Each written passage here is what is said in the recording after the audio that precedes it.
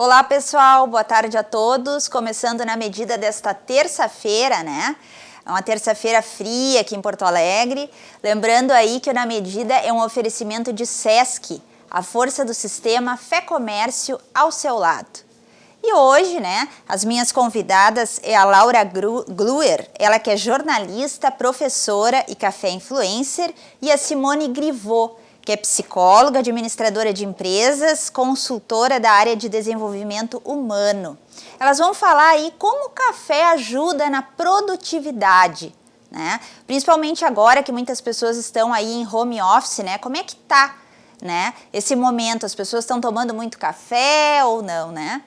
Boa tarde, Laura. Boa tarde, Simone. Tudo bem com vocês?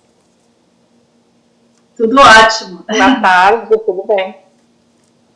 Laura e Simone, a gente sabe aí, né, que Porto Alegre tem muito esse hábito das cafeterias, né? As pessoas se reúnem, né, para fazer alguma reunião das empresas ou até mesmo para um happy hour, né? Isso me chamou bastante atenção quando eu vim morar em Porto Alegre há 3 anos atrás. Né? É um hábito assim meio que rotineiro e agora em função dessa pandemia as coisas mudaram um pouquinho, né? Eu queria que vocês fizessem uma análise antes da gente entrar mais nessa questão da produtividade. Como é que vocês estão vendo esse momento, né? Como é que está essa adaptação agora? Bom, posso começar falando na questão do fechamento das cafeterias, né? O decreto, ele hoje começou, né, a valer, ele fala do fechamento das cafeterias nessas últimas semanas, mais de mês aí que nós estamos sem funcionamento. Então, a partir de hoje, é possível a abertura naquele horário mais restrito. Eu acompanho com as cafeterias, essa situação, com os donos de cafeteria, e há uma angústia muito grande em relação a isso, né? Em relação a como vai ficar essa situação das cafeterias. Mas as pessoas estão numa expectativa muito grande. Claro que o home office é uma nova tendência de trabalho, que a Simone pode até comentar, e acaba que as pessoas estão fazendo mais café em casa. Então, algumas cafeterias optaram pelo delivery, né, pela entrega do café em pó para a pessoa fazer em casa. Muita gente migrou para cápsula. Então, o hábito continua, só mudou um pouco a forma, do meu ponto de vista. Mas claro, né, Laura, que se retornar aí, né, como tu disseste, as cafeterias têm todas aí aquelas normas, aqueles protocolos, né, em que as pessoas não precisam se preocupar em ir até lá, né? Sim, com certeza. As cafeterias estão tomando todo o cuidado, eu tenho acompanhado o esforço, o investimento, cafeterias fizeram isolamento, então assim, a gente vê que elas estão se preparando para receber os clientes. E até porque as cafeterias, eu diria assim, é um ponto forte em Porto Alegre, né? É conhecido inclusive em todo o estado. Sim, elas são um segmento muito importante aqui na cidade. Juntamente com restaurantes, elas formam essa rede de entretenimento e as cafeterias também são pequenos bistrôs, muitas vezes, com alguns pratos quentes. Então, é aquela opção de uma refeição rápida, de um encontro entre amigos, de uma reunião de trabalho. Claro que nesse momento a gente vai ter muito receio de voltar a ter aquela vida do antigo normal. Mas eu estou, por exemplo, louca para tomar um café numa cafeteria. Gosto de tomar café em casa, mas sinto falta do ambiente da cafeteria.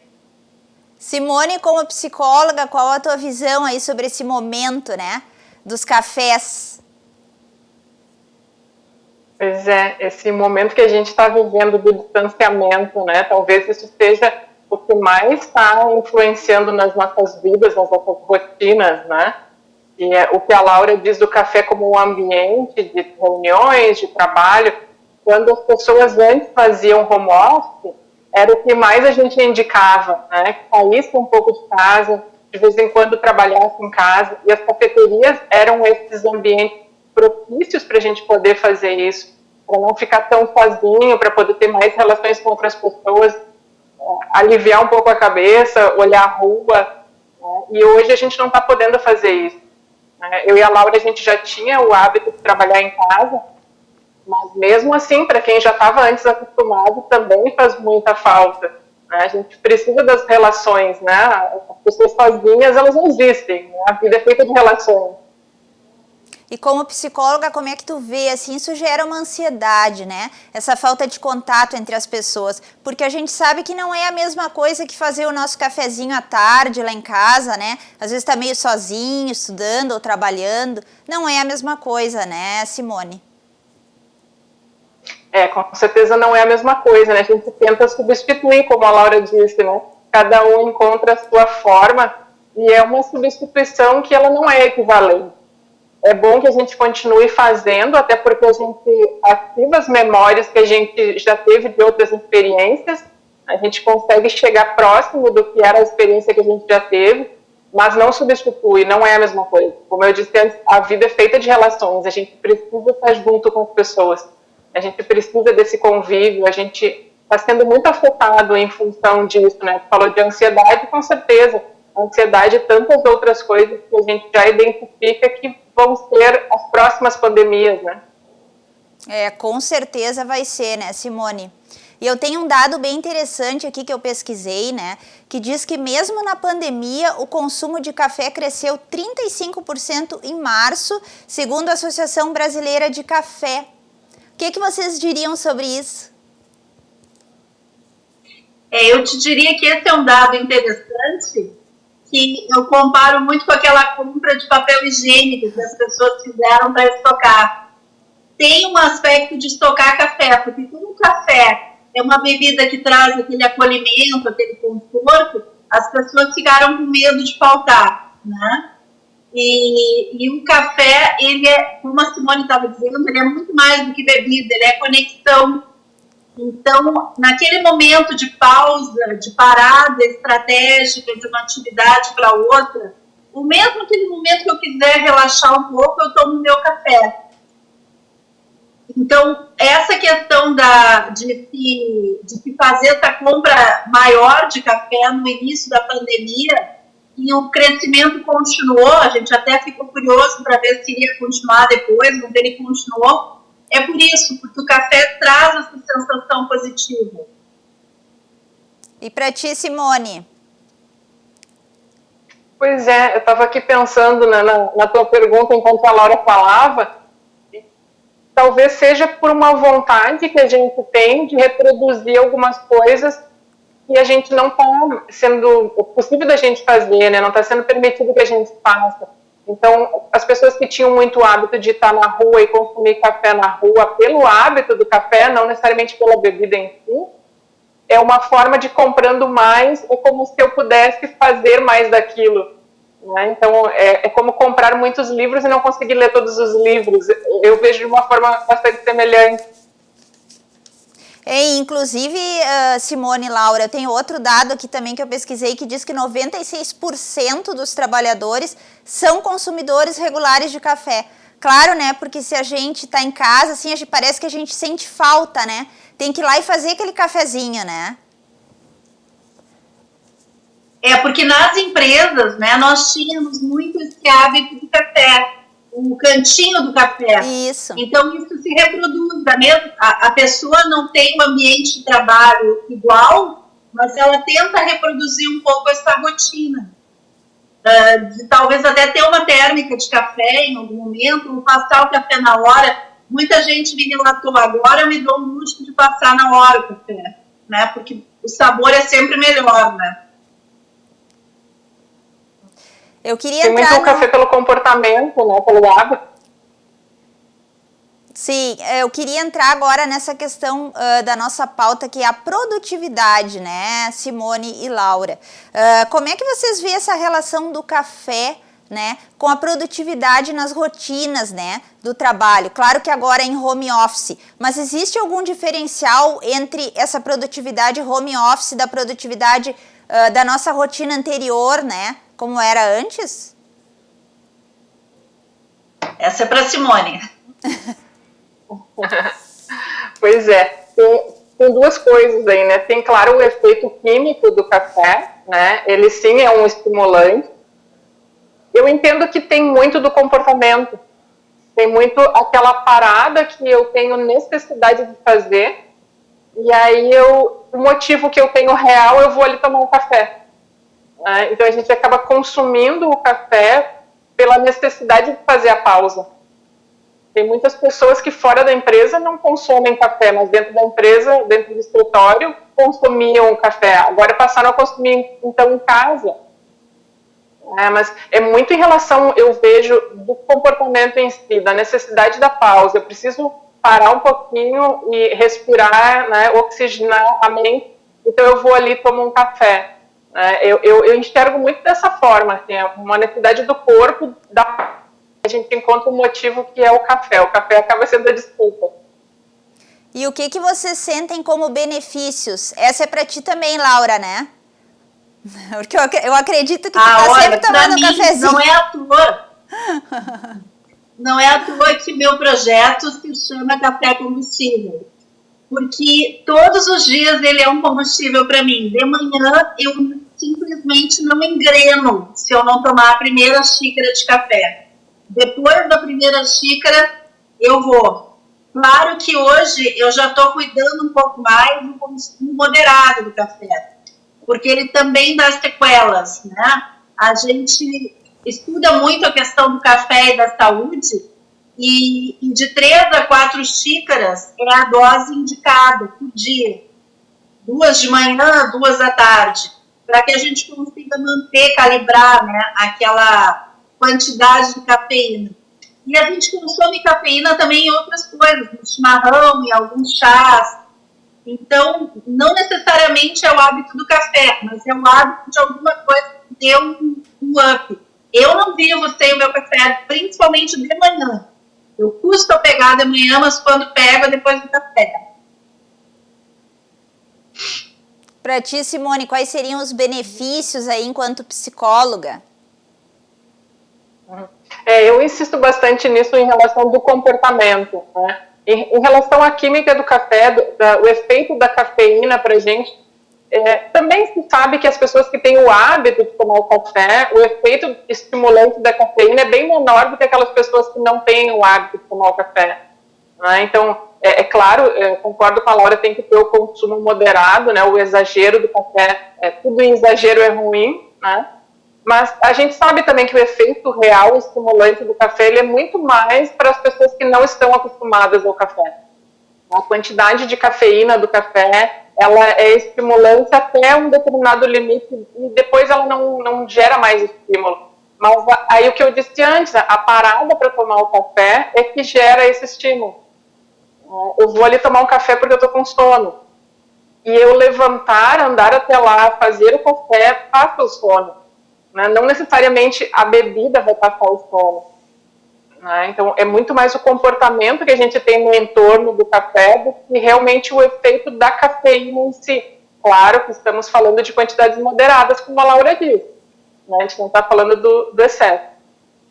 E em relação a tomar o café à noite, Simone, tem que ter uma moderação ou o ideal é realmente não tomar?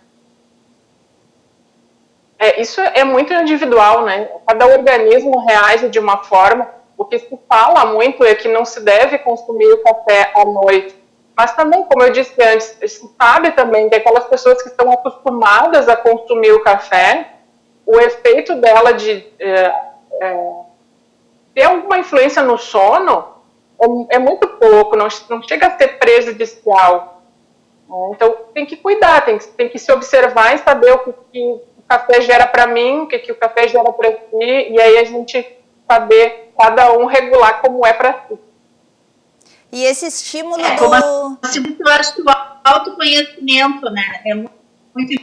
E também eu posso calibrar com leite, né, tomar um café mais ao leite no final do dia. Eu não me interfere nada. Quando dava aula na graduação, eu tomava na sala dos professores e sempre sentia, né, o meu sono relativamente normal depois. E como é que vocês veem essa importância do café, né? Qual seria a importância para ti, Laura, e para ti, Simone. Olha, o café não é à toa que ele é a segunda bebida mais consumida no mundo. Depois da água, ele só perde para a água. Então, realmente, ele é uma instituição. A última vez que eu estive aí, antes da pandemia, e falei com o Cláudio sobre café, a gente conversou sobre a questão do nativista do café. Porque o café realmente é uma instituição na vida das pessoas. E isso é mundial, né? O Brasil é grande produtor, mas nós temos isso na Europa, nos Estados Unidos. Os Estados Unidos é um grande consumidor de café. Então, cada vez mais é uma bebida que aproxima, que é democrática, porque eu posso tomar durante o dia, não é uma bebida alcoólica, embora tenha cafés etílicos, né? Então, eu tomo ele em qualquer horário do dia, numa reunião de negócios, numa casa muito simples. Então, ele é muito democrático. E para produtividade, existe um café mais adequado, mais específico aí para vocês duas responderem? Porque a gente sabe que tem vários tipos no mercado. Eu vou responder antes da Simone de novo. A questão da cafeína, né? Alguns tipos de café e alguns métodos de preparo vão extrair mais ou menos cafeína. Por incrível que pareça, o expresso, ele é um shot de cafeína, mas ele não é o método que vai segurar mais a cafeína. O café passado é o que vai nos dar mais up para a produtividade. Eu vejo a importância do café na produtividade para que a gente primeiro olhe produtividade como qualidade. Às vezes a gente tem uma herança da Revolução Industrial de olhar para a produtividade como quantidade. E, na verdade, não é. A gente precisa, né, muito mais de qualidade na produtividade do que quantidade. Então, se o café me dá bem-estar, se o café faz com que eu me sinta melhor, com que eu trabalhe melhor, a minha produtividade vai ser melhor. Né? Então, isso eu considero muito importante. Poder manter esses hábitos, poder tomar cuidado desses hábitos, que me faz tão bem, se eu gosto tanto, se aquilo ali é um prazer para mim, que eu saiba manter aquilo. Né? Então, se eu estou trabalhando em casa, estou impossibilitada de sair para trabalhar, ter um contato com as pessoas, porque quando a gente pode ter isso dentro da empresa, é um momento da gente estimular as relações, da gente estar junto com as pessoas, vai ali como café, encontra alguém, conversa com alguém, fala de uma amenidade, né? Dá uma certa tranquilidade, uma certa pausa. E sozinho, então, que a gente tenha pelo menos a pausa sozinho, que seja, mas que a gente mantenha esses hábitos, que a gente possa fazer isso que nos gera bem-estar e prazer. E o que vocês veem assim como adequado, né? O que seria o ideal para as pessoas que estão trabalhando em casa para realmente ter essa produtividade no trabalho, né? De recomendação assim diária de café, até para também não haver esse exagero, né? E acabar trazendo alguns problemas de saúde. Olha, a gente tem aí vários estudos, inclusive esse livro aqui, que eu estava fazendo alguns vídeos a respeito de estudos que foram realizados pelo médico Darcy Lima, que é um médico gaúcho de Cruz Alta, que morou há muitos anos no Rio de Janeiro, foi professor da Universidade Federal, hoje já é falecido, mas deixou um legado de estudos sobre o café e a saúde. O tempo todo no livro ele vai falar em 3 a 4 xícaras diárias de café, independente do método, e se for com leite pode até ser um pouquinho mais do que isso.